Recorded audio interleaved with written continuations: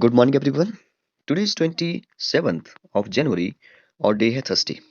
तो चलिए अपनी टू क्वेश्चन वाली सीरीज को जो वो कंटिन्यू रखते हैं। तो आज के जो दो क्वेश्चन है उसमें जो वो हम लोग सबसे पहले क्वेश्चन में जो वो डिस्कस करेंगे स्टेट एनिमल्स की। कर्नाटका, केरला, झारखंड का जो वो एक ही स्टेट एनिमल है तो उसके बारे में डिस्कस करेंगे, और भी कई सारे स्टेट के जो स्टेट्स एनिमल के बारे में डिस्कस करेंगे। जैसे बहुत ही इंटरेस्टिंग वन हॉर्न राइनोस, वो एक सिंग वाला जो गैंडा होता है, ठीक है, वो जो वो कहाँ का जो वो राज्य पशु है। या जैसे हिरन जो वो कहाँ का है, ठीक है, जंगली भैंसा जो वो कहाँ का राज्य पशु है, हमारे हिमाचल प्रदेश का जो वो कौन सा राज्य पशु है। तो सबकी जो वो हम लोग डिस्कस करने वाले हैं। काफी इंटरेस्टिंग, काफी कुछ जानने को मिलेगा। नेक्स्ट क्वेश्चन में हम बात करेंगे एक इंडियन फ्रीडम फाइटर जो वो रहे हैं, ठीक है, उनके बारे में डिस्कस करेंगे कि उन्होंने जो वो अप्रैल से सितंबर के बीच में जब वो 1944 में जो वो जेल में रहे, तब उन्होंने जो वो एक बुक लिखी, ठीक है। तो वो कौन सी बुक है, बहुत ही इंटरेस्टिंग स्टोरी जो वो हम लोग डिस्कस करने वाले हैं। पंडित जवाहरलाल नेहरू के बारे में डिस्कस करेंगे। पूरी इनकी एक हिस्ट्री के बारे में डिस्कस करेंगे, कैसे कैसे वो प्रधानमंत्री बने, ठीक है। लास्ट में बात करेंगे कि गांधी जी ने जो वो लास्ट में जो वो जैसे आपको बताया कि सरदार वल्लभ भाई पटेल और जवाहरलाल नेहरू, इन दोनों में से जो वो कोई एक प्रधानमंत्री बनना था, ठीक है। तो लास्ट में गांधी जी ने जो इंटरफेरेंस की कि क्या-क्या बोला, और पंडित जवाहरलाल नेहरू को जो वो प्रधानमंत्री बनाया गया। तो उसके बारे में डिटेल में हम लोग डिस्कस करने वाले हैं। तो इसमें भी जो काफ़ी कुछ हम लोग सीखेंगे। साथ ही जो ऑप्शन है इनके बारे में डिस्कस करेंगे। जैसे मेरा संघर्ष जो वो किसने लिखी थी, माय एक्सपेरिमेंट विद ट्रुथ किसने लिखी थी, गीतांजलि बुक किसने किसने लिखी थी, ये भी हम लोग डिस्कस करने वाले हैं। तो चलिए स्टार्ट करते हैं फर्स्ट क्वेश्चन से। What animal is the official state animal of Karnataka, Kerala और झारखंड। तो याद रखिए कर्नाटका, केरला, कर्नाटका में जो वो सबसे ज्यादा एलिफेंट पाए जाते हैं, याद रखिए इसको भी। तो एलिफेंट जो वो इन तीनों का आंसर हो जाएगा। कर्नाटका, केरला और झारखंड का जो स्टेट एनिमल है वो जो वो एलिफेंट है, हाथी है, ठीक है।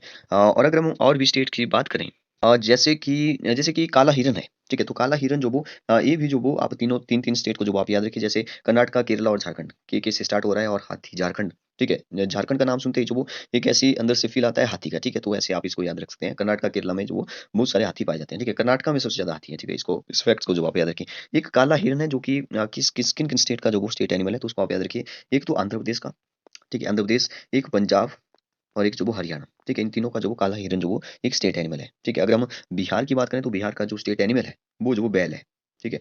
बिहार का नाम भी देखिए बी से स्टार्ट हो रहा है, तो बैल बैल, बिहार को बैल से आप ऐसे याद रख सकते हैं।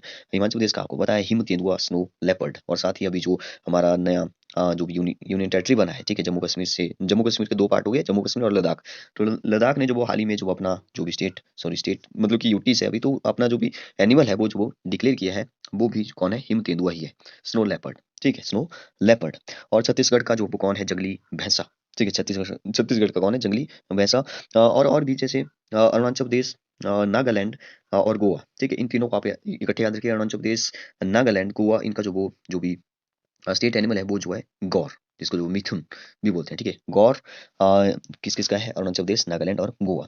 और एक बारहसिंगा भी है, ठीक है। बारहसिंगा जिसको जो जो कहाँ का, एक तो यूपी का है और एक एमपी का है, ठीक है। यूपी एमपी बारहसिंगा, ऐसे है जो इसको आप याद रखिए। और भी कई सारे जो वो जैसे सिक्किम है, जैसे सिक्किम का जो वो रेड पांडा है, ठीक है। सिक्किम का कौन है, रेड पांडा है। जैसे पश्चिम बंगाल का जो वो फिशिंग कैट है, पश्चिम बंगाल, वेस्ट बंगाल की। और सबसे इंटरेस्टिंग असम का क्या है, तो वो जैसे हमने जो पिछले किसी पार्ट में जो वो डिस्कस किया था असम के बारे में। असम में जो वो कौन पाया जाता है, वन हॉर्न राइनोस पाए जाते हैं, एक सिंग वाला गैंडा पाया जाता है। तो वही जो वो वहाँ पे जो वो असम का जो वो स्टेट एनिमल है। तो इनको जो आप याद रखेंगे। तो नेक्स्ट बात करते हैं अपने, अच्छा, हिमाचल प्रदेश का स्नो लेपर्ड, ठीक है, बर्फीला, सॉरी, हिम तेंदुआ, ठीक है। लद्दाख और हिमाचल प्रदेश को आप साथ में रिलेट करके याद रखें। नेक्स्ट क्वेश्चन है which of this books was written prison, ठीक है। वो है प्रिजन मतलब जेल में जो वो लिखी गई थी ड्यूरिंग अप्रैल टू सितंबर इन 1944। तो इस क्वेश्चन का जो आंसर है, मतलब कि कौन कौन सी बुक लिखी गई थी और किसने लिखी थी, ये भी नाम नहीं दिया। तो ये जवाहरलाल नेहरू ने लिखी थी, द डिस्कवरी ऑफ इंडिया। तो अगर हम जवाहरलाल नेहरू की बात करें तो आपको बताया कि 1947, ज़्यादा डिटेल में नहीं जाएंगे, इनकी बायोग्राफी के बारे में डिस्कस नहीं करेंगे ज़्यादा।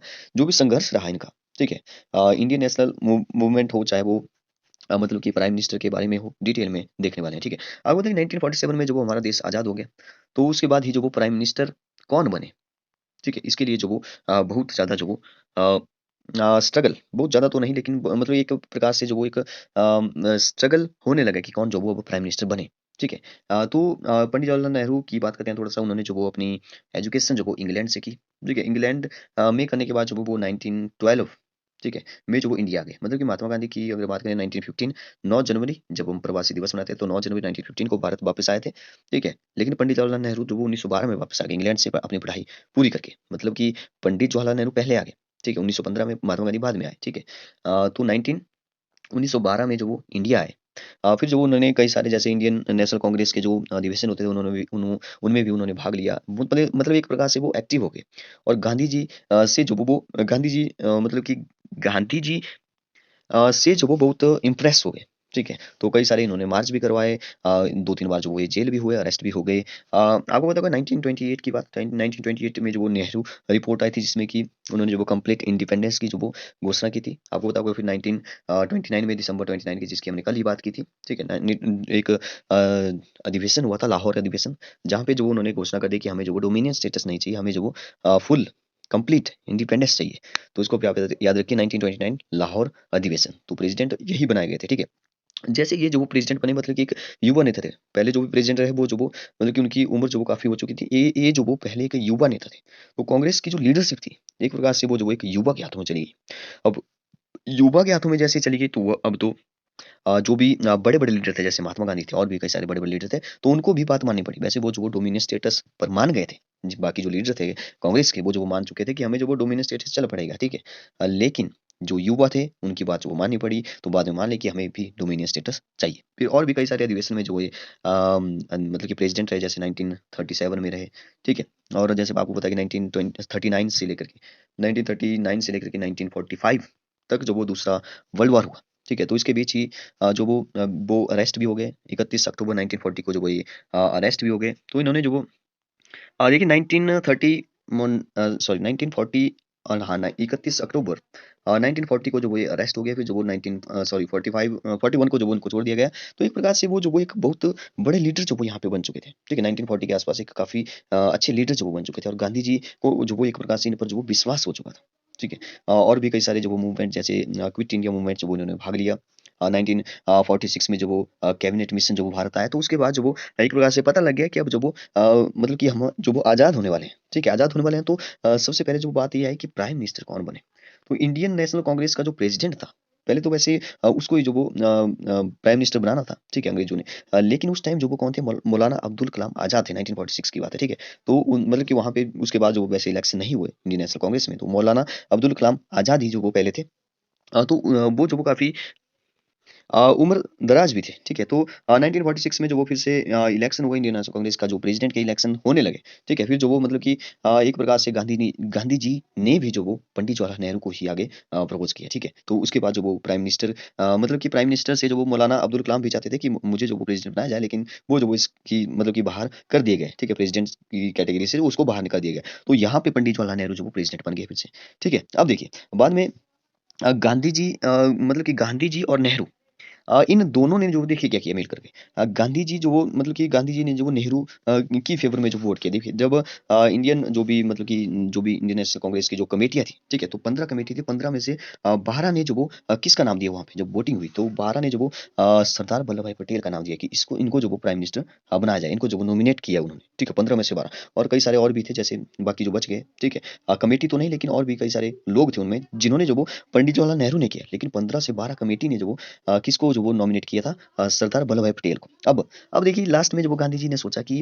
अब दोनों को ही जो वो दोनों ही बहुत बड़े लीडर हैं, ठीक है। अब दोनों में से जो बनना तो एक ही है, ठीक है। अगर उन्होंने उनको पता था कि पंडित जवाहरलाल नेहरू जो वो नहीं मानने वाले। अगर पंडित जवाहरलाल नेहरू को बोलते कि तू बैठ जा, तू प्राइम मिनिस्टर नहीं बनेगा, ठीक है। मतलब कि एक प्रकार से इंटरफेरेंस किया उन्होंने।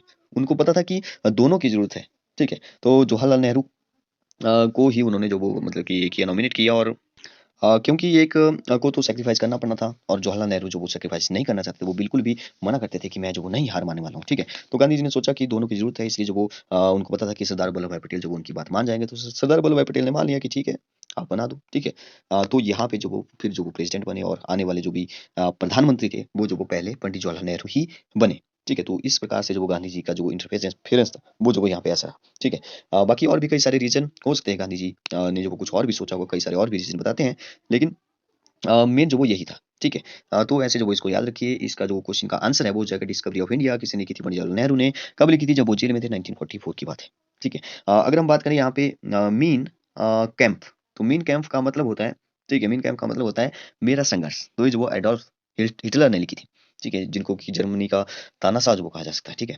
आगे माई एक्सपेरिमेंट विद ट्रूथ, ठीक है। तो मेरे एक्सपेरिमेंट सच्चाई के साथ, तो ये जो महात्मा गांधी की बुक है। एक नेक्स्ट है यहाँ पे गीतांजलि, तो गीतांजलि जो वो एक मतलब कि एक गीतांजलि का मतलब होता है गीतों का उपहार। तो जो बांग्ला भाषा में लिखी गई थी रविंद्रनाथ टैगोर के द्वारा, ठीक है, जिसके बाद जो उन्होंने सन 1913 के बाद 1913 में जो उनको इसमें जो साहित्य में जो वो नोबेल पुरस्कार भी मिला था। ओके, बताइए कि आपको लेक्चर कैसा लगा। Okay, thank you and have a nice day.